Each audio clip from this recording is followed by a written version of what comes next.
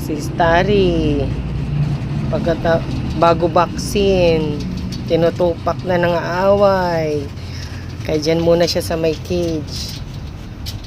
Naaway niya yung mga kapatid niya, nagtatago, pinagsasabihan, nagtago.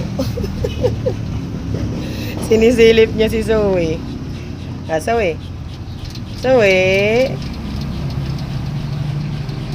inom tubig yan, si Starry suplado.